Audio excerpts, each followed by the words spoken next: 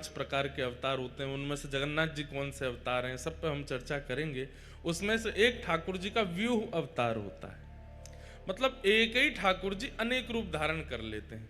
जैसे वृंदावन में वही श्री कृष्ण किशोरी जी के रूप में है, वही श्री कृष्ण अपने सखाओं के रूप में है, वही श्री कृष्ण यमुना जी के रूप में है, वही श्री कृष्ण वृंदावन के रूप में है। मतलब वृंदावन का दर्शन, यमुना जी का दर्शन, किशोरी जी का दर्शन और श्री राधारमण जी का दर्शन, इन चारों में कोई भेद नहीं है। आप राधारमण जी दर्शन नहीं कर पाए लेकिन वृंदावन तीर्थ को प्रणाम कर लिया है तो राधारमण जी को प्रणाम सहज है।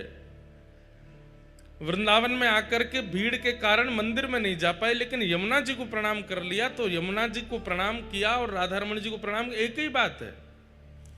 आप बरसाने जाके किशोरी जी को प्रणाम किए और तभी जरूरी काम से वापस आना पड़ा तो किशोरी जी को प्रणाम श्री ठाकुर जी को प्रणाम समान है। ठाकुर जी को प्रणाम किया लेकिन बरसाना नहीं जा पाए किशोरी जी को प्रणाम करने, तो भी वह समानता है क्योंकि वे सब व्यूह हैं। जैसे प्रधानमंत्री अपने निवास पर भी मिलेंगे, अपने कार्यालय में भी मिलेंगे, अपनी बैठक में भी मिलेंगे, अपने दफ्तर में भी मिलेंगे। स्थान उनके 4 हैं पर मिलने वाले तो सब जगह प्रधानमंत्री ही हैं। ठीक वैसे ही ठाकुर जी, चाहे आप राधा रानी के दर्शन करो, यमुना जी के दर्शन करो, वृंदावन के दर्शन करो, चाहे प्रत्यक्ष बिहारी जी के दर्शन करो, एक ही बात है।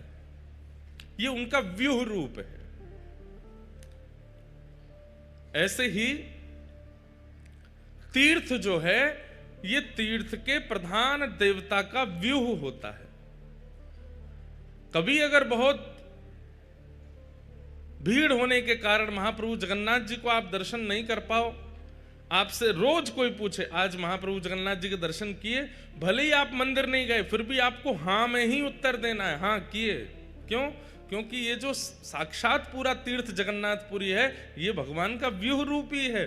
अगर इस रूप में और महाप्रभु जगन्नाथ जी के रूप में आप भेद मानते हैं तो भी आपको भेदापराध लगेगा। अभी हम सुबह उठ करके स्नान ध्यान करके संध्या वंदन करके कथा करने आ गए, श्री मंदिर नहीं गया, लेकिन आप मुझसे पूछो कि आप आज जगन्नाथपुरी दर्शन करने गए महाप्रभु जी का, तो मुझे हां में ही उत्तर देना होगा, हां मैं गया। मैं ना नहीं बोल सकता। क्यों? मैंने समुद्र नारायण को देखा, मैंने जगन्नाथ तीर्थ को देखा और इस तीर्थ के सचल संतों को देखा। मैं कैसे कह सकता हूं कि मैंने जगन्नाथ जी दर्शन नहीं किए? ये जगन्नाथ ही तो हैं।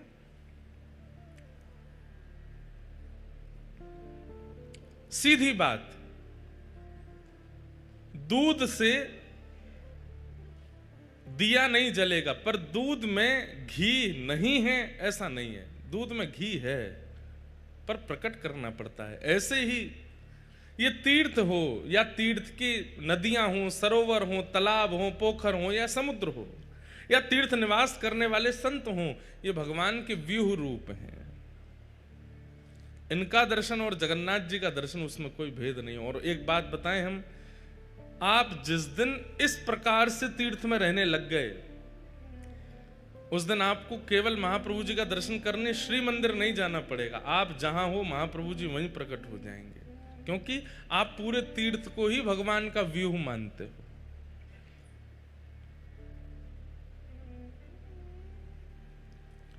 तो ऐसे हमारे सब संत जन कृपा करके पधारे हैं। श्री राधा वल्लभ मठ के पूज्य महंत श्री रामकृष्ण दास जी महाराज कृपा करके आज कथा में पधारे हैं। महाराज जी को बारंबार प्रणाम। साथ ही श्री उत्तर पारस मठ के पूज्य महाराज जी पूज्य श्री नारायण रामानुज दास जी महाराज पधारे हैं, उन्हें भी बारंबार प्रणाम। एवं पूज्य श्री शुभानंदपुरी जी महाराज, आपका तो दर्शन कल भी दास को प्राप्त हुआ, सबको मिला, आज भी आप पधारे हैं।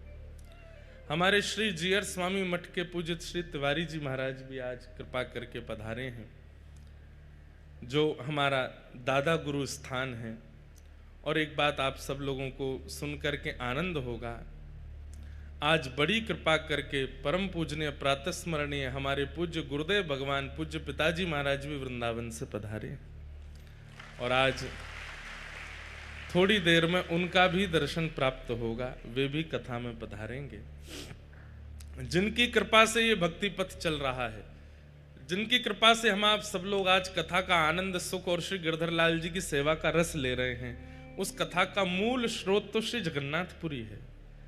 यहीं के श्री जीयर स्वामी मठ से हमारे पूज्य गुरुदेव भगवान पूज्य पिताजी महाराज आपकी दीक्षा हुई। परम पूजनीय प्रातः स्मरणीय श्री गरुणध्वजाचार्य जी महाराज वर्तमान में श्री जीयर स्वामी मठ के पूज्य महाराज जी परम पूजनीय प्रातः स्मरणीय बारंबार वंदन करते हैं, जिनको हम अत्यंत पिता तुल्य स्नेह दास को प्रदान करते हैं, पिता के रूप में बैठ के एक वात्सल्य प्रदान करते हैं। ऐसे परम पूजनीय प्रातः स्मरणीय श्री इंदिरा रमणाचार्य जी महाराज जी को बारंबार स्मरण करते हैं, प्रणाम करते हैं। पूज्य पिताजी महाराज के एक प्रकार से गुरु भाई, तो ये सब कृपा है, यहीं से हमारी ये पूरी परंपरा आनंदित हो रही है। भैया गंगा भले ही बनारस को पवित्र कर रही है, गंगा भले ही प्रयागराज को पवित्र कर रही है, गंगा भले ही ऋषिकेश हरिद्वार को पवित्र कर रही है, पर मूल उद्गम तो गंगोत्री है ना। इसलिए गंगोत्री की महत्वता, गंगोत्री का प्रणाम अद्भुत है। ऐसे ही हमारी व्यासपीठ पूज्य पिताजी महाराज की व्यासपीठ आप सब लोगों को आनंदित कर रही है, भक्ति का प्रचार प्रसार एवं संचार कर रही है, पर उसका मूल प्रादुर्भाव तो जगन्नाथपुरी से है, श्री जीयर स्वामी मठ से है। वहां के हमारे पूज्य श्री तिवारी जी महाराज पधारे हैं, उन्हें बारंबार हम प्रणाम करते हैं। और हमारी शीतल दीक्षा तो पूज्य पिताजी महाराज ने की। जब प्रथम बार व्यासपीठ पर विराजमान होने वाले थे 20 जुलाई 2015, तो शंख चक्र व्यासपीठ पर बैठने से 2 घंटा पहले धारण हुए। तो पूज्य पिताजी महाराज अचानक ही उनका क्रम बना। हमारे रामानुज परंपरा में तिथि, बार, नक्षत्र और मुहूर्त देखने की आवश्यकता नहीं है भगवत शरणागति के लिए। आपकी जब इच्छा हो जाए और गुरुदेव की कृपा हो जाए तो आप दीक्षा ग्रहण कर सकते हो। हमारे पूज्य नाना जी बोले पिताजी से, बोले आज को दिन बहुत बढ़िया है, लाला पहली बार व्यासपीठ पर बैठवे वारो है, आज से बढ़िया समय नहीं मिले को, श्री द्वारिका तीर्थ है, आप लाला को दीक्षा दो। और पूज्य गुरुदेव भगवान पिताजी महाराज ने हमें दीक्षा प्रदान की। शीतल दीक्षा पूज्य गुरुदेव भगवान ने दी। और इस बार आप सब लोगों के मध्य गुरु दीक्षा का क्रम करने से पूर्व तप्त दीक्षा, तप्त शंख चक्र हमें हमारी मूल गादी श्री तोताद्री मठ दक्षिण भारत के परम पूजनीय पूज्य महाराज श्री ने तप्त दीक्षा प्रदान की। अद्भुत है यह परंपरा। महाप्रभु जगन्नाथ जी ने भी श्री रामानुजाचार्य जी से सेवा ग्रहण की, सेवा स्वीकार की। ऐसे हमारे सब आचार्य चरण आज पधारे हैं, सबके चरणों में बारंबार प्रणाम करते हैं। मंच पर विराजमान सब विप्रदेव, सब गंधर्वजन और आप सभी श्रोता भाई बंधु मातृशक्ति, सबको जय श्री कृष्ण। हाँ, इतने धीरे बोलो कि बगल वाले को भी आवाज नहीं आवे। जय श्री कृष्ण। देखो आवाज तो है आप में, पर पता नहीं क्या सोते रहते हैं, जाने क्या। अरे उत्साह में रहिए। जय श्री कृष्ण, जय सिया राम, जय श्रीमन नारायण, जय जगन्नाथ। महाप्रभु जगन्नाथ जी बड़ी कृपा कर रहे हैं।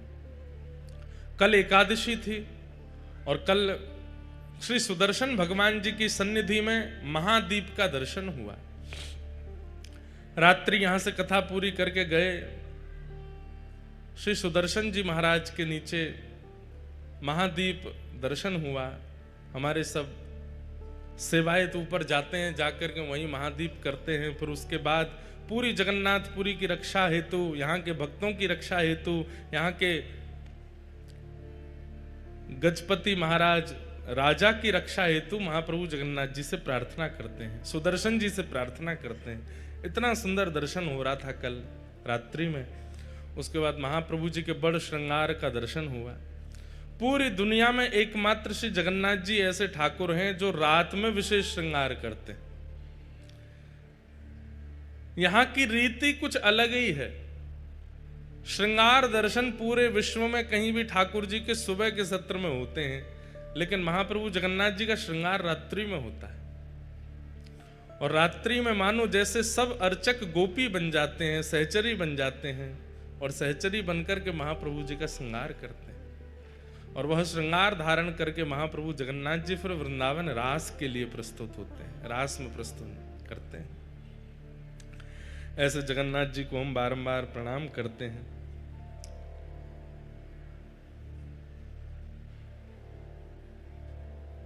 आज कथा का द्वितीय दिवस है। भाव तो अनेक हैं, सब भावों को बीच बीच में लेते रहेंगे और महाप्रभु जगन्नाथ जी की मधुर कथा सुनते रहेंगे। सुबह गिरधर लाल जी के दर्शन संभवतः सबको हो ही गए होंगे। 8:30 पौने 9 बजे गिरधर लाल जी यहीं विराज रहे हैं इसी होटल में। अब होटल तो नहीं बोलेंगे, इसको हम वृंदावन बोल देते हैं। इसी वृंदावन में विराज रहे हैं, कथा हो रही है, इतने सारे वैष्णव विराज रहे हैं।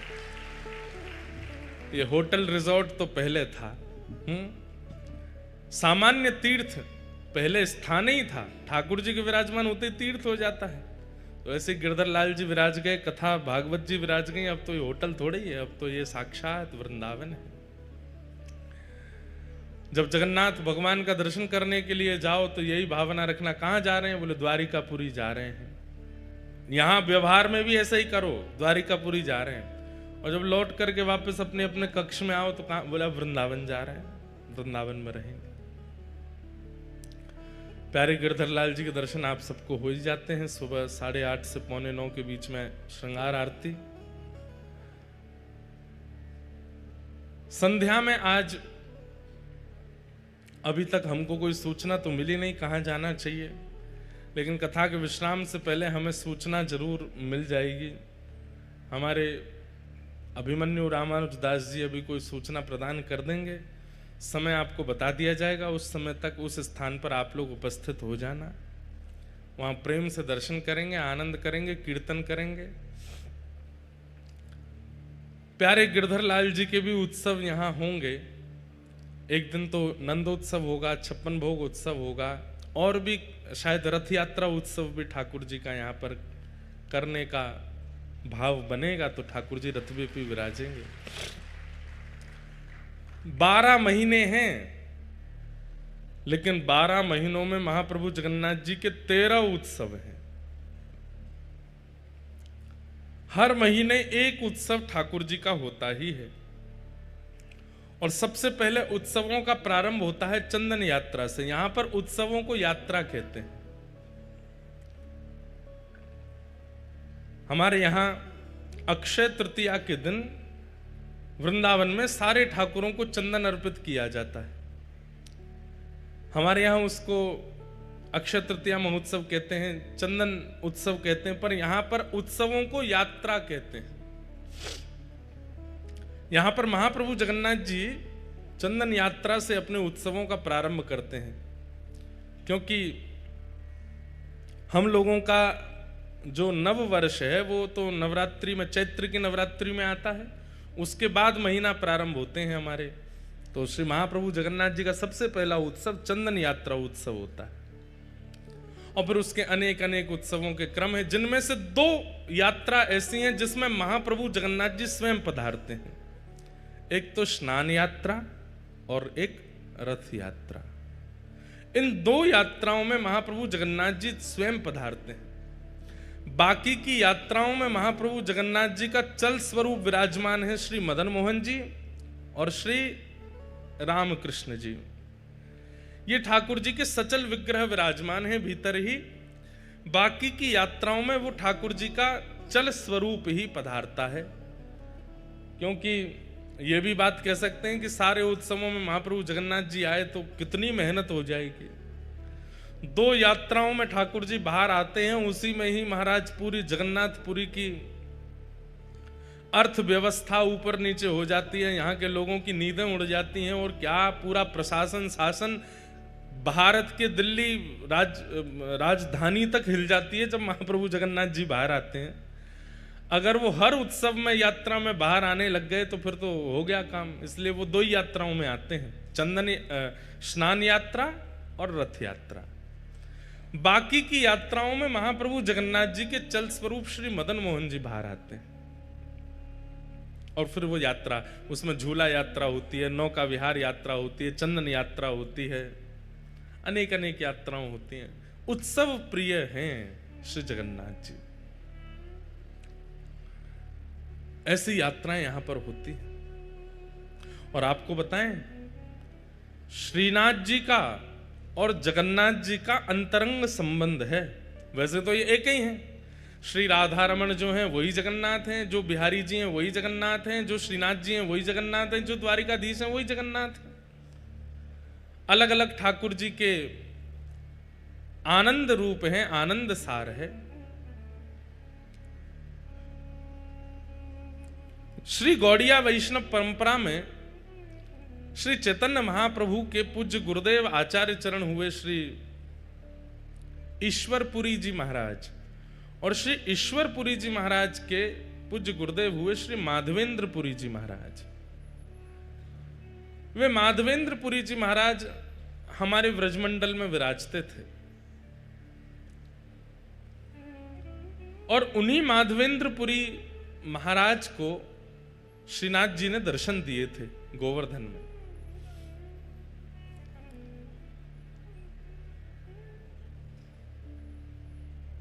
गोविंद गोविंद गाइए रे भजो, राधे गोपाल कृष्ण गाइए।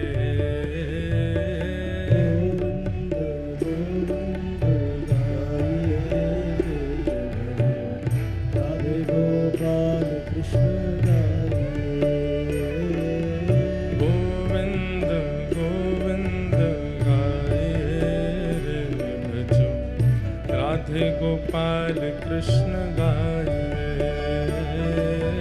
गोविंद गोविंद गाइए रे, राधे गोपाल कृष्ण गाइए। हे पुरी जगन्नाथ कृष्ण गाइए रे भजो, राधे गोपाल कृष्ण गाइए रे। कृष्ण गाइए रे भजो, राधे गोपाल कृष्ण गाइए। पुरी जगन्नाथ कृष्ण गाइए रे भजो, राधे गोपाल कृष्ण गाइए रे। पुरी जगन्नाथ कृष्ण गाइए रे भजो, राधे गोपाल कृष्ण गाइए। गोविंद गोविंद गाइए रे भजो, राधे गोपाल कृष्ण गाइए। गोविंद गोविंद गाइए रे भजो, राधे गोपाल कृष्ण गाइए। गाइए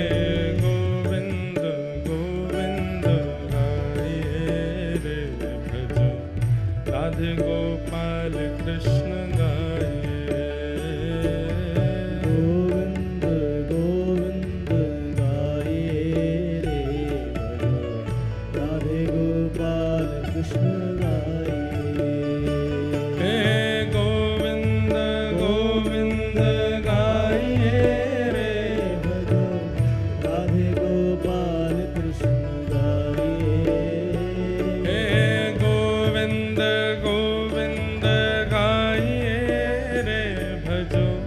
राधे गोपाल कृष्ण गाइए रे।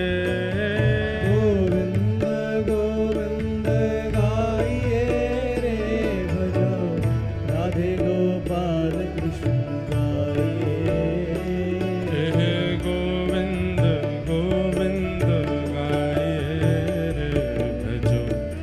राधे गोपाल कृष्ण गाए, गोविंद गोविंद गाए रे, राधे गोपाल कृष्ण गाए। श्री जगन्नाथ महाप्रभु की आज परम कृपा है, और हम पे तो विशेष कृपा है कि महाप्रभु जगन्नाथ जी की सन्निधि में कथा सुनाने का अवसर मिल रहा है, और उसी मध्य में महाप्रभु जी के दर्शन, महाप्रसाद का पान, तीर्थ का दर्शन, तीर्थ राज का दर्शन, और साथ ही आज इतने महापुरुषों के दर्शन, और महाप्रभु जगन्नाथ जी की चरण सन्निधि में चक्र तीर्थ में महोदधि के तट पर व्यासपीठ पर बैठे बैठे अपने सदगुरुदेव भगवान के आशीष का प्राप्त होना, ये हमारे लिए परम सौभाग्य की बात है। गुरु कहाँ दर्शन देते हैं, कहाँ आशीष देते हैं, वो स्थान और वह समय भी बहुत दिव्य होता है। आपको आपके गुरु के दर्शन कहाँ हो रहे हैं और गुरु आपको कहाँ आशीष प्रदान कर रहे हैं, वो स्थान भी उस आशीर्वाद को अति विशेष कर देता है। एक तो हमारे गुरुदेव, ऊपर से हमारे पिताजी, और फिर व्यासपीठ पर तो समस्त तीर्थ विद्यमान होते हैं। व्यासपीठ जहां विराज जाती सारे तीर्थ आ जाते हैं, लेकिन वह व्यासपीठ भी एक विशेष तीर्थ में विराज जाए तो उसकी महिमा और है। और उस पर बैठे हुए जब आचार्य चरण आकर के अनुग्रह कर दें, कृपा कर दें, आशीष दे दें, तो ये निश्चित ही भगवान की अति प्रसन्नता का प्रतीक है। ठाकुर जी बड़े प्रसन्न हैं। आज वृंदावन से पूज्य गुरुदेव भगवान भी यहाँ कृपा पर करके पधारे हैं आशीष देने के लिए। पूज्य गुरुदेव भगवान को बारंबार प्रणाम। तो हम क्या निवेदन कर रहे थे कि हमारे श्रीनाथ जी का और महाप्रभु जगन्नाथ जी का अंतरंग मेल है तो एक ही, लेकिन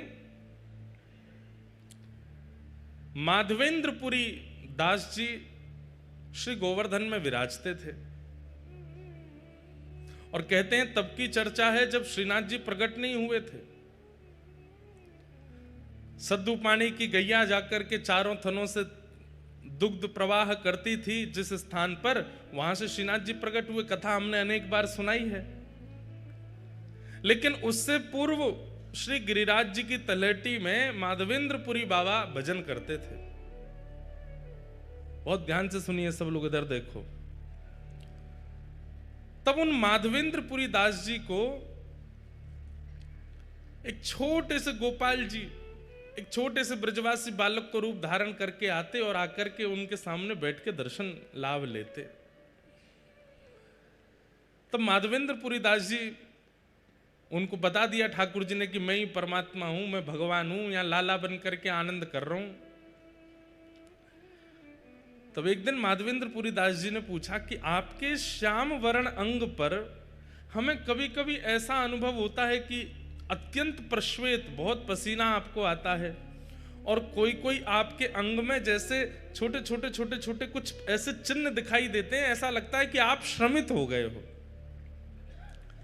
तो श्रीनाथ जी बोले, मैं आ गिरिराज पर्वत में विराजूं भीतर, दोपहरिया में बहुत जोर से धूप पड़े और वह धूप के कारण मुझको बहुत जोर से गर्मी लगे, मेरे सर्वांगीण अंग में बड़ी उष्णता है जाए, कहीं कहीं छाले पड़ जाएं, मैं जोर से जल जाऊं।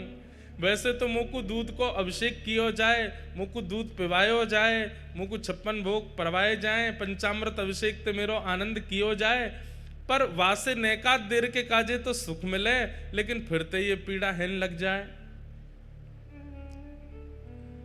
माधवेंद्रपुरी दास जी बोले, तो भगवान आज्ञा करो, आपकी ये पीड़ा हमेशा के लिए दूर कैसे होगी।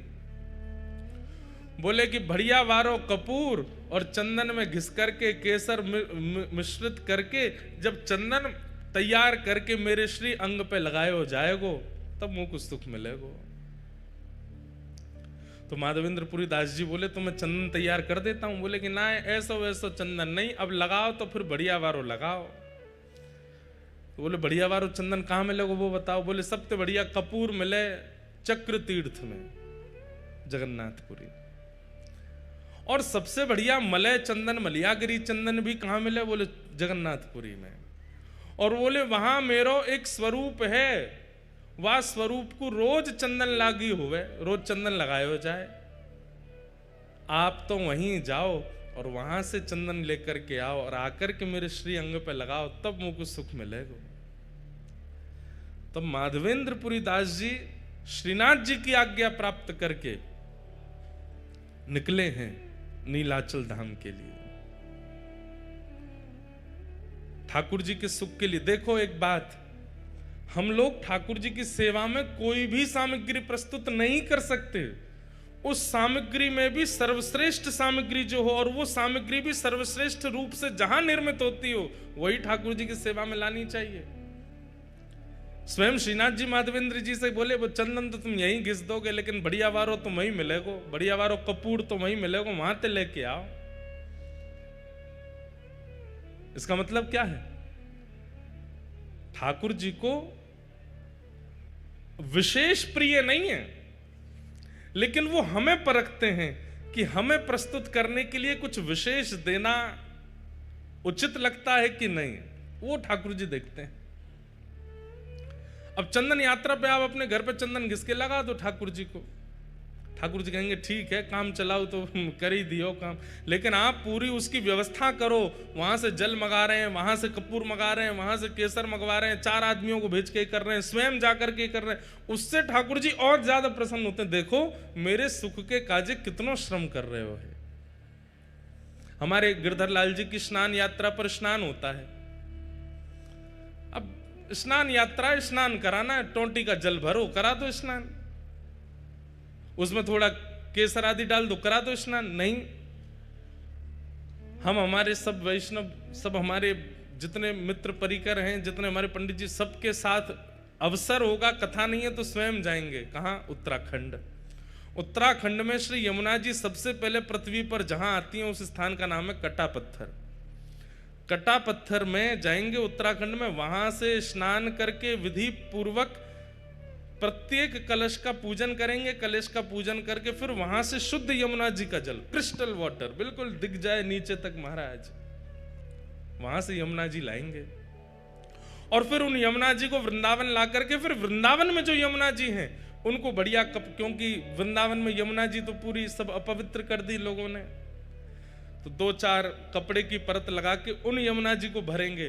फिर वो यमुना जल कटा पत्थर वाले जल में थोड़ा थोड़ा मिला देंगे, तो फिर भाव हो जाएगा यमुना तट का, वृंदावन तट का यमुना जल। फिर उससे ठाकुर जी को स्नान कराते हैं, रात भर मटकों में भर के रखते हैं, ठंडा बिल्कुल शीतल जल हो जाता है।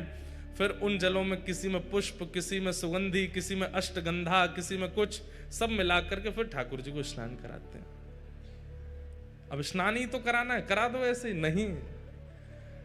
मैंने एक बात कथा में कही है कि भक्ति में ठाकुर जी प्रस्तुतिकरण देखते हैं कि आपकी प्रस्तुति कैसी है। उठाए कर दिया, उठाए भोग लगा दिया, थाली में लाए सामने धर दिया कर, ठाकुर जी भी ऐसे फिर पाते नहीं है, बोले कि बेमनते तू करे, मैं काहे को पावे आऊं। लेकिन जब ठाकुर जी देखते हैं कि बड़े प्रयास करता है, बड़ा श्रम करता है, बड़ा परिश्रम करता है, मनोबुद्धि लगन से लगता है, ठाकुर जी आते हैं स्वीकार करने। इसलिए कभी भी उत्सव कीजिए, उस उत्सव को काम चलाओ मत कीजिए, या तो करिए मत, और करो तो फिर उसमें इतना लगन से करो, इतनी विशेषता प्रकट कर दो। आप कहेंगे महाराज जी आपने जितने क्रम बताए वो तो धनवानों के हैं, धनवान ही कर सकते हैं ये सब, और जिन पर धन नहीं हो वो क्या करें। भाई कर्मा भाई कोई धनवान तो नहीं है, हमारे सद्दू पाणे कोई धनवान तो नहीं है, धन्ना जाट धनवान तो नहीं है, पर वो धनवान ना होते हुए भी ऐसी क्रिया प्रस्तुत करते हैं कि वह क्रिया में धनवान से भी ज्यादा लगन का दर्शन होता है, और ठाकुर जी आते हैं स्वीकार करने। धन्ना जाट की कथा में हम लोग सुनते हैं कि उनको सामान्य पत्थर शालिग्राम भगवान के रूप में एक संत दे गए, तो धन्ना जी रोज अपनी माँ से कहते, मैया मुझे चंदन दिलवा दो, मुझे रोली दिलवा दो, मुझे इत्र दिलवा दो, ठाकुर जी की सेवा करनी है। माँ मना करती, नहीं दिलवाती। तो फिर धन्ना जी ने क्या किया, बाहर गए और रोली जैसे दिखने वाले पत्थर लेकर के आए, उनको बढ़िया घिसते हैं और घिसते घिसते लाल रोली बन जाती है। फिर ठाकुर जी के सामने जाके भावना कर देते हैं, ठाकुर जी मुझ पर धन तो इतना नहीं है कि मैं रोली लाऊं, चंदन लाऊं, इसलिए ये रोली जैसा ही रंग है इसका, आप इसको स्वीकार करो। और प्रेम से लेकर के जब पधराते, ठाकुर जी प्रसन्न होते उनके भाव से। भावना में तो व्यस्त है ना, भले ही धन का व्यय ना करता हो। तो माधवेंद्रपुरी दास जी को श्रीनाथ जी ने आज्ञा की कि आप जगन्नाथपुरी जाओ, वहां से कपूर चंदन लेकर के आओ, वो घिस करके लगाओगे तब मुझे सुख मिलेगा। माधवेंद्रपुरी दास जी निकल पड़े, चलते चलते बालासुर पहुंचे, वहीं पर खीर चोरा गोपीनाथ, इनका पहले नाम केवल गोपीनाथ ही था, खीर चोरा तो माधवेंद्रपुरी दास जी के आने के बाद पड़ गया, पहले इनका नाम केवल, और खीर भी नहीं, उनको बोलते क्षीर चोरा। दूध को क्षीर कहा जाता है, इसलिए भगवान किस में विराजते हैं? क्षीर सागर।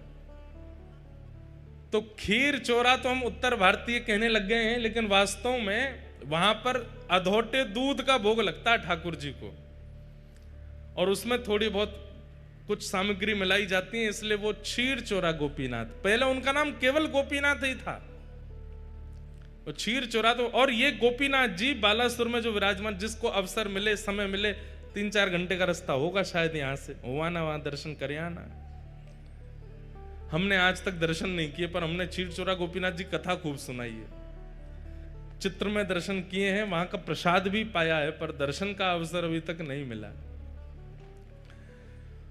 ये गोपीनाथ जी, क्षीर चोरा गोपीनाथ, ये गोपीनाथ जी सामान्य नहीं है, ये गोपीनाथ जी का स्वरूप स्वयं श्री राम जी के द्वारा निर्मित किया गया है, ये क्षीर चोरा गोपीनाथ। कैसे? जब प्रभु श्री राम वनवास कर रहे थे, तो कभी कभी लक्ष्मण जी को ज्ञान उपदेश करते थे, सीता जी से बैठ करके कुछ मधुर चर्चाएं करते थे। तो सीता जी बीच बीच में कभी कभी राम जी से बोलती, सब लोग इधर देखो, ध्यान से सुनो,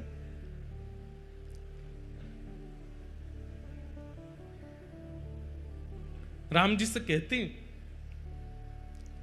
हमने सुना है कि आप द्वापर में कृष्ण रूप धारण करोगे। तो राम जी कहते हैं, हाँ कृष्ण रूप तो धारण करेंगे, और हमने ये भी सुना है कि आपके समस्त अवतारों में अत्यधिक सुंदर अवतार आपका जो होगा वो कृष्णावतार होगा, जिसके रूप को देख करके असंख्य गोपियां, असंख्य ब्रजवासी गण जहां से भी आप गुजरेंगे सब आप पर न्योछावर हो जाएंगे, ऐसा आपका रूप होगा, मैंने सुना है। तो राम जी बोले, अब ये तो प्रभु जाने, राम जी भी कोई कम सुंदर थोड़े ही है।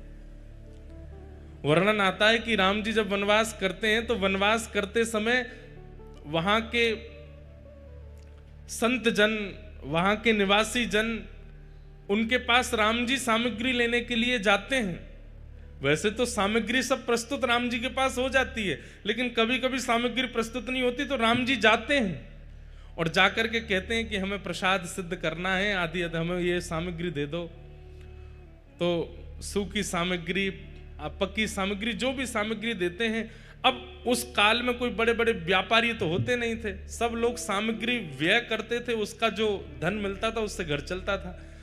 अब राम जी जब, वो तो वनवासी हैं, उन पर धन तो होता नहीं था, तो सब सामग्री लेते थे। तो सामग्री लेने वाले, अब देने वाले को क्या दें? राम जी के पास कोई मुद्राएं तो है नहीं, तो कहते हैं कि राम जी प्रेम से मुस्कुरा जाते हैं, और जैसे ही राम जी प्रसन्न मुद्रा में मुस्कुराते हैं तो जो सामग्री देने वाले होते हैं वो कहते हैं कि हमको दक्षिणा मिल गई, आप तो सामग्री ले जाओ, आप तो बस मुस्कुरा दिया करो। आप खुश हो जाते हैं, आप हंस जाते हैं, आप थोड़े प्रसन्न मुद्रा में हमको देख लेते हैं, हमको लगता है कि हमें सर्वस्व मिल गया। तो राम जी भी कोई कम सुंदर तो नहीं है, एक ही रूप हैं दोनों, लेकिन कृष्ण थोड़े चंचल ज्यादा है ना, इसलिए उनकी रूप माधुरी अद्भुत है।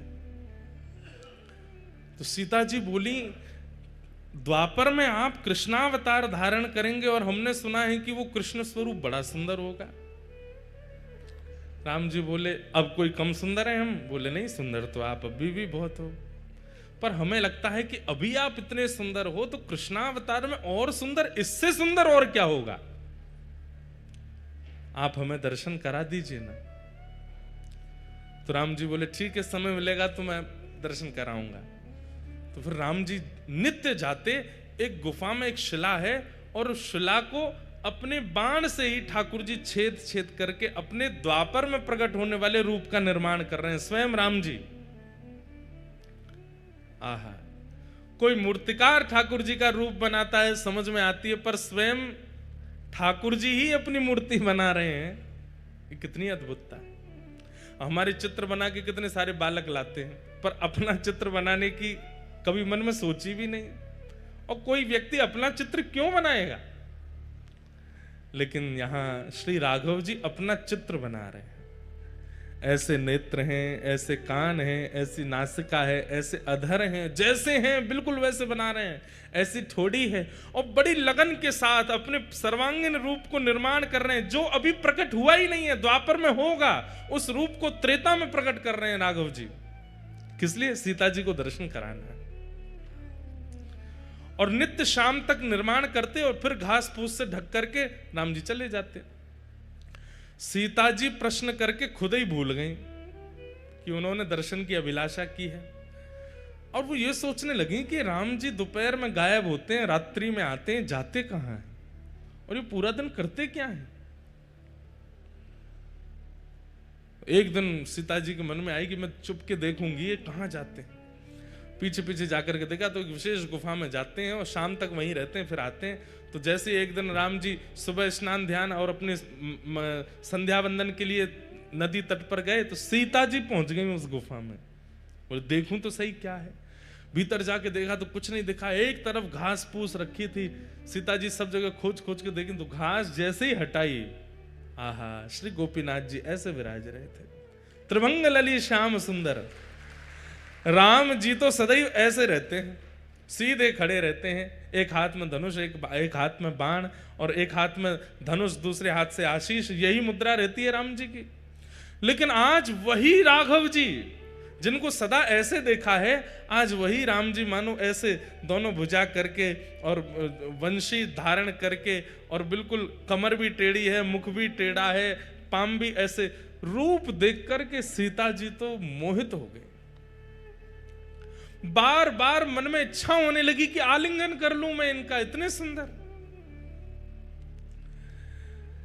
मन में ऐसी भावना आने लगी कि ये यहां पर घास फूस में ढके बैठे हैं, इन्होंने पता नहीं भोजन भी किया होगा कि नहीं, इन्होंने जल भी पान किया होगा कि नहीं। सीता जी तुरंत दौड़ करके गई, पत्तों के दोना बनाए और उन दोनों में कुछ फल अमनिया करके, एक पात्र में जल लेकर के, कुछ पुष्पों के हार बना करके और सुंदर सब सामग्री लेकर के आई। आकर के श्री गोपीनाथ जी को तिलक किया, सुंदर पत्रावली का श्रृंगार कर दिया, गले में माला पहना दी, सर्वांगीण अंग में चंदन अर्पित करने के बाद में भोग पधरा दिया और भोग पधराने के बाद में आरती कर दी। इतने में समय हो गया राम जी के आने का। राम जी जैसे ही आए, आकर के देखा कि यहां तो सीता जी नाच रही हैं मगन होकर के गोपीनाथ जी के आगे। राम जी बोले देवी ये आपने क्या कर दिया? अरे ये देखो कितने सुंदर हैं, हमें तो आपने सारे तीर्थों में सब स्थान देवताओं के दर्शन कराए, इन देवता का दर्शन क्यों नहीं कराया हमको? ये बेचारे घास फूस में ढके रखे थे, हमने इनका भोग लगा दिया, माला पहना दी, चंदन पधरा दिया। राम जी बोले देवी ये कोई स्थान देवता नहीं थे, तो आपने हमसे जिज्ञासा की थी कि द्वापर के रूप का दर्शन कराओ, तो मैं अपने हाथ से ही अपना रूप बना रहा था, ये मेरे द्वापर का स्वरूप है। सीता जी बोली ये आपके द्वापर का स्वरूप है? बोले जी यही श्री कृष्ण है। सीता जी तो भाव विह्वल हो गए, बोले कि आप वचन दीजिए। बोले क्या? आप अकेले नहीं आएंगे द्वापर में, द्वापर में एक रूप से तो मैं लक्ष्मी ही आपकी परांबा जगदम्बा रुक्मणी बनकर के आऊंगी, पर इस रूप का आस्वादन करने के लिए आपको मुझे पूर्व में भी बुलाना पड़ेगा। उसमें मैं केवल आपको देखूंगी, आपका प्रेम स्वीकार करूंगी, आपको देखकर के नृत्य करूंगी, आपको देखकर बस मेरी एक ही क्रिया होगी, ना भोजन करना, ना जलपान करना, ना शयन करना, केवल आपको देखना। तब राम जी बोले ठीक है, आप ही साक्षात किशोरी जी के रूप में प्रकट हो जाना, श्री राधा रानी बन करके आ जाना और मेरे रूप लावण्य का खूब सुख लेना। लेकिन देवी तुमने इनका तिलक क्यों कर दिया, इनको माला क्यों पहना दी, इनको बोले क्यों, अभी ये पूरे बने नहीं है, अभी मुझे और निर्माण करना है, अभी ये पूर्ण रूप से सिद्ध नहीं हुए, अभी थोड़ी बहुत। तो सीता जी बोली ये इतने सुंदर हमारे प्राण हरण कर रहे हैं, इससे भी अधिक आपको इनको बनाना है तो इनको अधूरा ही रहने दो, फिर तो हम इससे अधिक जो विशेष रूप है वो तो द्वापर में ही देखूंगी मैं, क्योंकि इनको देख करके जब मेरा मन इतना आनंदित हो रहा है तो फिर पूर्ण रूप कैसा होगा। वही श्री राघव जी के द्वारा निर्मित शिला पर जो ठाकुर जी का स्वरूप है, वही बालास्वर में श्री गोपीनाथ जी के रूप में विराजमान है, जिन्हें क्षीर चोरा गोपीनाथ कहते हैं। पर वो क्षीर चोरा कब बने, जब माधवेंद्रपुरी दास व्रजमंडल से आ रहे हैं जगन्नाथपुरी चंदन लेने के लिए। बीच में जैसे ही गोपीनाथ जी का मंदिर पड़ा, माधवेंद्रपुरी दास जी पहुंच गए, जाकर के आहा भुजा उठा करके नृत्य कर रहे हैं, नृत्य कर करके गा रहे हैं, गोपीनाथ जी का दर्शन करके आनंदित हो रहे हैं। नित्य 11-12 सकोरों में, मिट्टी के पात्रों में ठाकुर जी को क्षीर का भोग लगाया जाता है और वही भोग सारे दर्शनार्थियों को बांटा जाता है। लेकिन माधवेंद्र जी अकिंचन दूर खड़े थे, सब में बट गया, लेकिन माधवेंद्र जी को नहीं प्राप्त हो पाया। आप 3-4 दिन से भूखे प्यासे और थे, और आपका एक स्वभाव और था। माधवेंद्र संतों के भी अपने अपने स्वभाव होते हैं, जैसे कई संतों का नियम होता है, हमारे वृंदावन में आज भी है, जो भिक्षा याटन करते हैं, जो मधुकरी मांगने के लिए जाते हैं, उनका समय है, वो इतनी देर ही आपके द्वार पर रहेंगे, ना तो आपको बुलाएंगे ना डोरबेल बजाएंगे, बस आपके द्वार पर खड़े होकर मंजीरा लेकर के कीर्तन करेंगे। आपने सुन लिया तो दौड़ के जाओ और जो भी मधुकरी है ला करके उनको दे दो। यो नहीं कि बैल पे बैल बजाए जा रहे हैं, गेट खटखटा रहे हैं, अरे जल्दी लाओ भिक्षा लेकर के आओ हमको दे दो। ब्रज में ऐसे संत नहीं रहते, ब्रज में क्या है, मंजीरा लेकर के जाएंगे, आपके द्वार पर खड़े होकर के हरे कृष्ण हरे राम या राधे कृष्ण राधे श्याम, जो कीर्तन प्रिय लगेगा वो कीर्तन करेंगे। उसका भी उनका समय बंधा हुआ है, 3 मिनट 4 मिनट 5 मिनट, उतनी देर ही कीर्तन करेंगे। उतनी देर में आपने कुछ दे दिया तो ठीक, नहीं तो भूखे ही चले जाएंगे और जाकर के भूखे ही सो जाएंगे, मांगेंगे नहीं। इसलिए ब्रज की कई माताएं हमारे घर पे भी संत जन पधारते हैं, बगल में ही भागवत निवास करके स्थान है, वहां के महापुरुष पधारते हैं, तो वे भी आकर के द्वार पर खड़े हो जाएंगे। आपको पता चल जाए तो भिक्षा दे दो, नहीं तो चले जाएंगे। और उनका टाइम फिक्स है 6:15, तो मतलब 6:15 बजे ही आएंगे। हमारी माता जी अगर स्वयं रहती हैं तो स्वयं पहले ही बना करके दे आती हैं, और नहीं रहती हैं तो जो घर पर रहेगा उसको सारे काम बाद में बताएंगी, ये कमरा देख लेना, वो ये सब बाद में, सबसे पहले बताएंगी शाम को 6:15 बजे वो भागवत निवास के महाराज जी आएंगे, उनके लिए इतनी रोटी दाल चावल सब तैयार करके मधुकरी उनको दे देना। और कई बार हमने देखा कि जब घर लौट के जाते हैं, पूज्य पिताजी भी अनुभव करते हैं, तो माता जी सबसे पहले पूछेंगी बाबा आए शाम को मधुकरी दई, और वो सामने जो घर पे रुके वो अगर के अरे मैया कल तो हम लेट हो गए, बाबा चले गए, तो माँ इतनी उदास हो जाती है कि बेचारे बाबा कल मधुकरी नहीं पाए होंगे। ऐसे मधुकरी पाकर के हमारे व्रज में संत रहते हैं।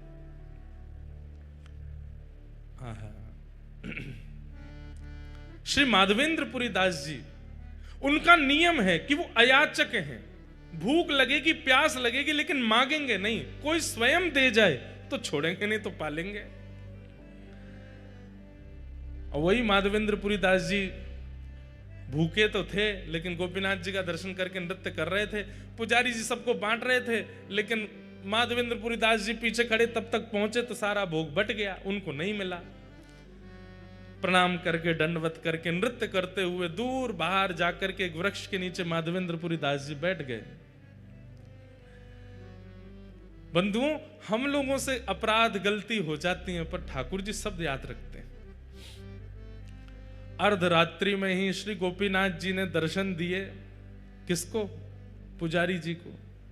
और पुजारी जी के स्वप्न में जाए करके बोले सुनो। बोले हाँ, आज इतने सारे रसिक जन दर्शन करने के लिए आए, सबको तुमने हमारी क्षीर प्रसादी बांट दी, पर पीछे एक ब्रजमंडल के माधवेंद्रपुरी दास जी खड़े थे, उनको तुमने कुछ नहीं दिया। तो पुजारी जी बोले जय जय, अपराध हो गया, हमसे गलती हो गई, हमको याद नहीं रहा। अब तो कल क्षीर बनेगी, रात्रि में भोग लगेगा, तब दे दूंगा। अरे बावड़े, वो 5 दिन के भूखे हैं और कल और उनको भूखा रखोगे और रात्रि में जाके क्षीर को भोग दोगे? इतनी प्रतीक्षा वो कैसे करेंगे? तो प्रभु आप ही बताओ क्या करें फिर? दोपहर में राजभोग का प्रसाद दे देंगे, मंगला भोग का बोले वो सब नहीं, जो हमारे क्षीर भोग प्रसाद में सुख है वो राजभोग और मंगला में नहीं है, वही देना था उनको। पुजारी जी कान पकड़ने लगे, बोले आज तो अपराध हो गया, क्षमा करो। ठाकुर जी बोले नहीं, अभी उठो, स्नान करो, मंदिर खोलो और भीतर जाओ, वहां से क्षीर भोग लाओ। बोले क्षीर भोग तो सब बट गयो, कुछ बचा ही नहीं है, कहां से लाऊं? बोले मंदिर में आके देखो तो सही, एक पात्र रखा है। स्नान ध्यान करके मंदिर में जाए करके देखा तो महाराज वहां पे कोई पात्र दिखा नहीं। पुनः नेत्र बंद करके ठाकुर जी से कहे कहां है पात्र, आज्ञा तो करो। बोले हमको पता था कि तुम सब में बांट दोगे, माधवेंद्र जी को छोड़ दोगे, इसलिए हमने पहले ही एक सकोरा उठा के अपनी जेब में रख लिया है, हमारी जेब टटोलो। जैसे ही पुजारी जी ने ठाकुर जी की जेब देखी तो एक जेब में सकोरा धरा था खीर का। निकालते ही पुजारी जी के नेत्र सचल हो गए। बोले आप गोपीनाथ नहीं हो, आप चित चोरा गोपीनाथ नहीं हो, आप माखन चोरा गोपीनाथ नहीं हो, आप तो क्षीर चोरा गोपीनाथ हो। अपने भक्त को देने के लिए चोरी करते हो। ठाकुर जी बोले अब विलंब नहीं करो, मेरा पेट मेरे सामने भोग पधराने से नहीं भरता है। मेरे सामने पधराई हुई वस्तु जब मेरे भक्तों को पवाई जाती है तब मुझे शांति मिलती है, तब मुझे आनंद मिलता है। जब तक माधवेंद्र जी को प्रसाद नहीं मिलेगा मुझे नींद नहीं आएगी। जल्दी जाओ पवा दो। पुजारी जी दौड़े गए। रात्रि के 2-3 बजे होंगे, तब घड़ी तो नहीं थी पर अर्धरात्रि हो रही थी और माधवेंद्र जी नेत्रों से अश्रु प्रवाह एक वृक्ष के नीचे बैठे। पुजारी जी दौड़ करके गए और जाकर के कहा माधवेंद्रपुरी दास आप ही हैं क्या? माधवेंद्र जी बोले आपको हमारा नाम कैसे पता?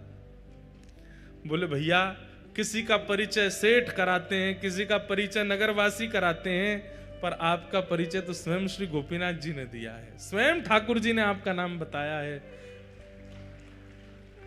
माधवेंद्र जी बोले वो मेरा नाम जानते हैं? बोले जी उन्होंने ही आपका नाम बताया। और आपको खीर भोग नहीं मिला था आज? बोले नहीं मिल पाया था, आपने सब में बांट दिया, हम तक पहुंच ही नहीं पाए। बोले लो ठाकुर जी ने आपके लिए खीर, और पूरी वृत्तांत बताया कि ठाकुर जी ने अपनी जेब में छुपा करके रखी आपको देने के लिए। आहा, माधवेंद्रपुरी दास जी तो वहीं नृत्य करने लगे, रुदन करने लगे, अश्रुपात होने लगा नेत्रों से। हाँ गोपीनाथ, प्राण गोपीनाथ, जीवन गोपीनाथ कहकर के रोने लगे। खीर भोग पाया। और ये कथा जब प्रातःकाल होती पूरे नगर में प्रसिद्ध हुई, नगर के बाद प्रांत में प्रसिद्ध हुई और पूरे भारत में प्रसिद्धि हो गई और ठाकुर जी का नाम बदल गया, खीर चोरा गोपीनाथ। उससे पहले त्रेता से लेकर के द्वापर तक वे केवल गोपीनाथ थे, लेकिन माधवेंद्रपुरी दास जी के आते उनका नाम क्षीर चोरा गोपीनाथ पड़ गया। बोलो क्षीर चोरा गोपीनाथ की। ऐसे प्यारे हैं प्यारे ठाकुर जी। ब्रजवासिन के मधुकरी पाम। जब मधुकरी का भाव बता रहे थे तो ये भाव मन में आ रहा था, तो मन में आया कि शायद जगन्नाथ जी कह रहे हैं कि ये भाव गाओ। वृंदावन में 3 काम प्रधान हैं, आओ मेरे साथ गाओ। किशोरी जी से प्रार्थना करो। राधिका रानी जी, वृषभानु दुलारी जी, राधिका रानी जी, वृषभानु दुलारी जी, ओ राधिका रानी जी, वृषभानु दुलारी जी, राधिका रानी जी, दुलारी जी। ओ सुन लो अरज हमारी हमारी, रहूं ब्रज रज को पासे पासे, ब्रज रज आप से गाओ, करताल बजा के गाओ। हे उपासे रहूं ब्रज रज को पासे उपासे, ब्रज रज को पासे। ओ राधिका रानी जी, वृषभानु दुलारी जी, राधिका रानी जी, दुलारी जी। ओ सुन लो अरज हमारी हमारी, रहूं ब्रज रज को पासे पासे, ब्रज रज को हे उपासे रहूं ब्रज रज को पासे उपासे। बोलो वृषभानु दुलारी की।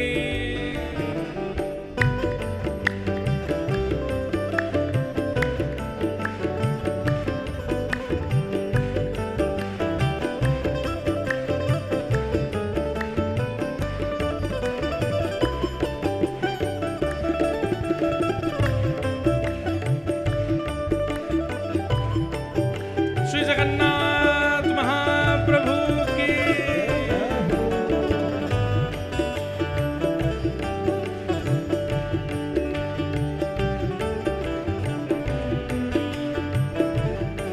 हमें ऐसा लगता है ये माधवेंद्रपुरी दास जी पर गोपीनाथ जी ने इतनी कृपा इसलिए की क्योंकि ये 3 क्रम जो इस पद में गाए गए हैं, ये तीनों क्रमों का पालन माधवेंद्रपुरी दास जी ने अनेक वर्षों तक किया। पहला क्रम, मंगला उठ यमुना तट जाऊं, मंगला उठ यमुना तट जाऊं, मंगला उठ यमुना तट जाऊं, मंगला उठ यमुना तट जाऊं। प्यारे राधा वल्लभ की झांकी पाऊं, प्यारे राधा वल्लभ की झांकी, ओ प्यारे राधा वल्लभ की झांकी पाऊं, प्यारे राधा वल्लभ की झांकी। कृपा अभिलाषी जी, राधिका रानी जी, कृपा अभिलाषी जी, राधिका रानी जी। ओ सुन लो अरज हमारी हमारी, रहूं ब्रज रज को पासे उपासे, ब्रज रज को हे उपासे रहूं ब्रज रज को पासे उपासे। ब्रज रज को ओ राधिका रानी जी, वृषभानु दुलारी जी, राधिका रानी जी, दुलारी जी। ओ कीरत सुत प्यारी जी, बरसाने वारी जी, कीरत सुत प्यारी जी, बरसाने वारी जी। ओ सुन लो अरज हमारी हमारी, रहूं ब्रज रज को पासे पासे, ब्रज रज को आऊं पासे रहूं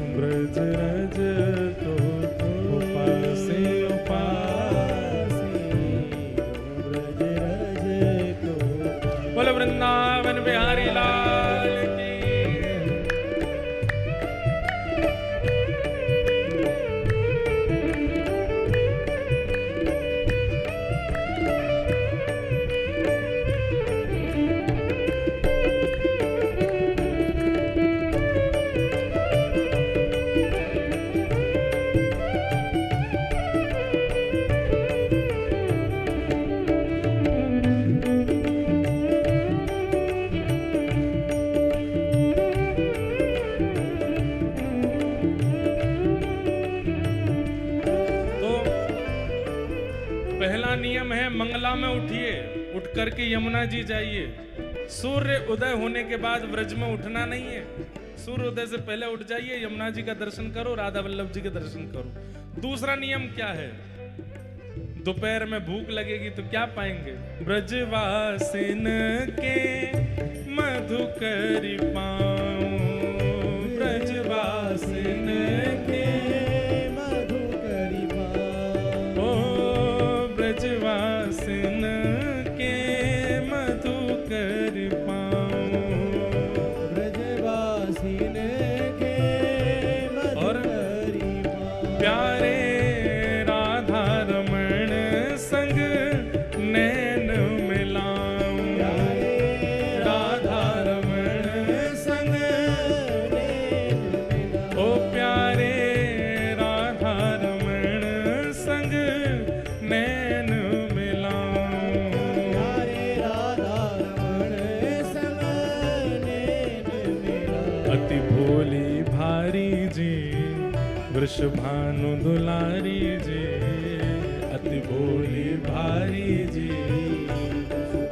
दुलारी जी, ओ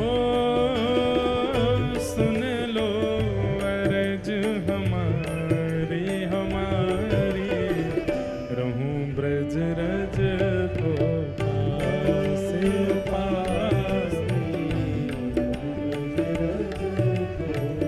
आओ पासे, रहूं ब्रज रज को पासे पासे। गाओ करताल बजा के, ओ राधिका रानी जी वृषभानु दुलारी जी, राधिका रानी जी, दुलारी जी, ओ सुन लो अर्ज हमारी हमारी, रहूं ब्रज रज को उपासे उपासे, आओ पासे, रहूं ब्रज रज को उपासे। अच्छा, आपको एक बात बताएं, ये पद हमने लिखा था गोवा में। कहाँ लिखा था? गोवा। जहां जाकर के दुनिया उल्टे सीधे काम करती है, वहां पे भैया कमल तो कीचड़ में ही खिलता है ना। गोवा को हम कीचड़ नहीं बोल रहे हैं, गोवा को आप देखेंगे वहां पर विद्या साक्षात नृत्य करती है, बड़े बड़े संस्कृत विद्यालय हैं वहां पर। लेकिन गोवा की प्रसिद्धि इतनी विचित्र कर दी है लोगों ने। ये पद वहां प्रकट हुआ, इसलिए मुझे विश्वास हो गया कि श्री प्रियालाल जी यहां भी रमण करते हैं। लोग बाग उसका अनुभव नहीं कर पा रहे। इतना सुंदर भाव तीर्थों में प्रकट नहीं हो पाया, गोवा में जाकर के प्रकट हुआ। वृंदावन के दो नियम सुन लिए, मंगला उठना, ब्रजवासियों के यहां से मधुकरी मांग करके पाना, और तीसरा नियम क्या है? व्रज में रह के क्या करना है?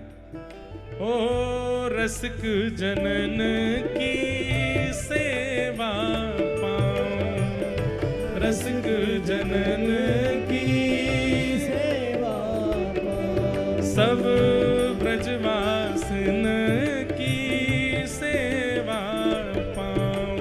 सब ब्रजवासिन की क्या सेवा है? सेवा पाऊं। ब्रज की सबसे ऊंची सेवा कौन सी है? सोहनी सेवा। ब्रज में एक सोहनी ले लीजिए और रास्ते बुहारते चलिए, गलियां बुहारते चलिए। अरे कभी अवसर मिले एक बार हमारे कहने से करिएगा। हमारे पंडित श्री गया प्रसाद जी महाराज पूरा जीवन उन्होंने सोहनी करके व्यतीत कर दिया। प्रियालाल जी गोद में आकर के खेलते थे उनसे। क्यों? बोले तुम ब्रज को सुंदर बनाओ, तुम्हारो हृदय अति सुंदर है गयो है, हमें तुम बड़े प्रिय हो, इसलिए ब्रज में जाके सेवा करो। रसिक जनन की सेवा पाऊं, रसिक जनन की सेवा पाऊं। सब ब्रजवासिन की सेवा पाऊं। सब ब्रजवासिन की सेवा और पाऊं। प्यारे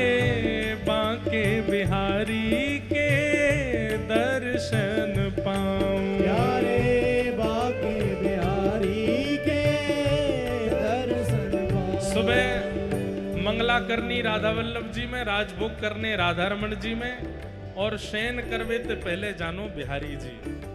3 दर्शन करने हैं। हाँ, बांके बिहारी के दर्शन पाऊं, प्यारे बांके बिहारी के दर्शन पाऊं। कृपा अभिलाषी जी कीरत सुत प्यारी जी, कृपा अभिलाषी जी कीरत सुत प्यारी जी। ओ हरिदास दुलारी जी, हरिवंश प्यारी जी, हरिदास दुलारी जी, हरिवंश प्यारी जी। ओ सुन लो अर्ज हमारी हमारी, रहूं ब्रज रज को पास पास, ब्रज रज को पास, रहूं ब्रज रज को पास पास, ब्रज रज को। ओ राधिका रानी जी, वृषभानु दुलारी जी, राधिका रानी जी, दुलारी जी। अति भोली भारी जी, प्रिय रमण बिहारी जी, अति भोली भारी जी, प्रिय रमण बिहारी जी। ओ सुन लो अरज हमारी हमारी, रहूं ब्रज रज को पास पास, ब्रज रज को पास, रहूं ब्रज रज को पास पास। और ब्रज रज क्योंकि हमारे सबरे पद गिरधर लाल जी लिखवाते हैं, इसलिए अंतिम पंक्ति में लाल जी को प्रणाम। गोवर्धन पर्वत पे राजो, गोवर्धन पर्वत पे राजो। श्री गोवर्धन पर्वत पे राजो, श्री गोवर्धन पर्वत पर राजो। प्यारे गिरधर लाल संग दर्श करा, प्यारे गिरधर लाल संग दर्श करा। ओ प्यारे गिरधर लाल संग दर्श करा, प्यारे गिरधर लाल संग दर्श करा। अरे भोली भारी जी, वृषभानु दुलारी जी, अति भोली भारी जी, वृषभानु दुलारी जी। ओ सुन लो अरज हमारी हमारी, रहूं ब्रज रज को पास पास, रहूं ब्रज रज को पास। हाँ पास, रहूं ब्रज रज को पास पास, रहूं ब्रज रज को। मन भूल मत जइयो राधा रानी के चरण, मन भूल मत जइयो राधा रानी के चरण। मन भूल मत जइयो श्यामा प्यारी के चरण, भूल मत जइयो श्यामा प्यारी के चरण। ओ राधा रानी के चरण, महारानी के चरण, राधा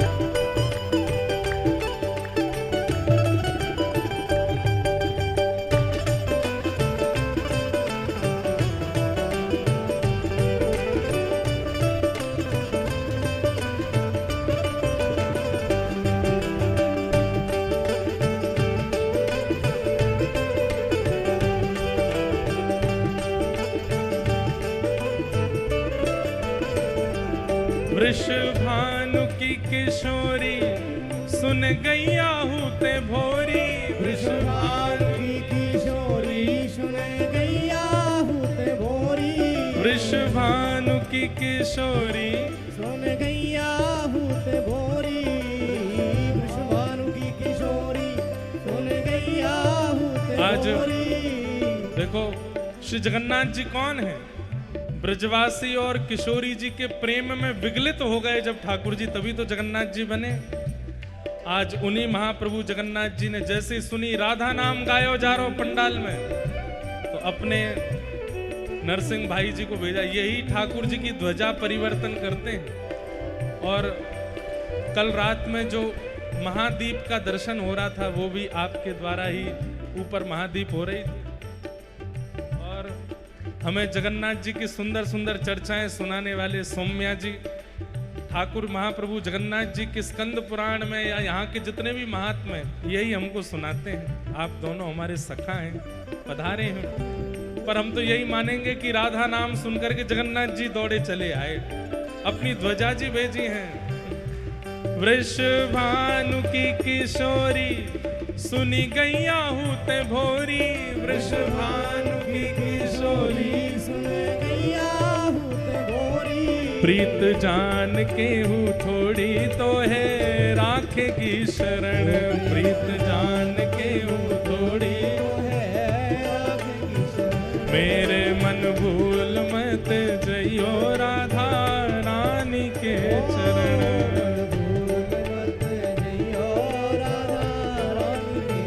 ओ प्यारे ठाकुर की बाकी ठकुरानी के चरण।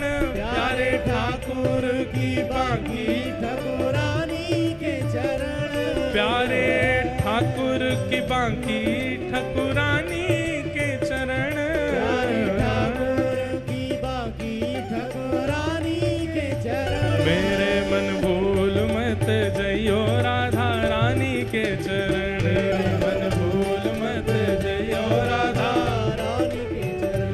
मन भूल मत जइयो श्यामा प्यारी के चरण। भूल मत जइयो श्यामा प्यारी के चरण। ओ जय राधे राधे राधे राधे श्री राधे राधे राधे राधे जय राधे राधे राधे राधे श्री राधे राधे राधे राधे जगन्नाथ प्यारी राधे राधे वृषभानु दुलारी राधे राधे वृंदावन वारी राधे राधे बरसाने वारी राधे राधे गिरधर की प्यारी राधे राधे श्री गिरधर प्यारी राधे राधे बरसाने वारी राधे राधे कीरत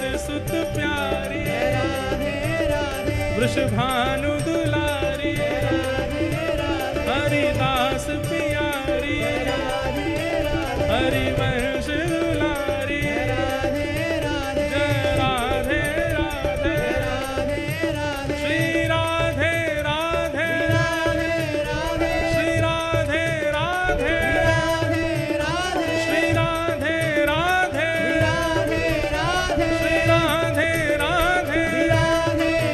जय राधे राधे श्री राधे राधे जय जय राधे राधे श्री राधे राधे जय जय श्री राधे जय जय श्री राधे जय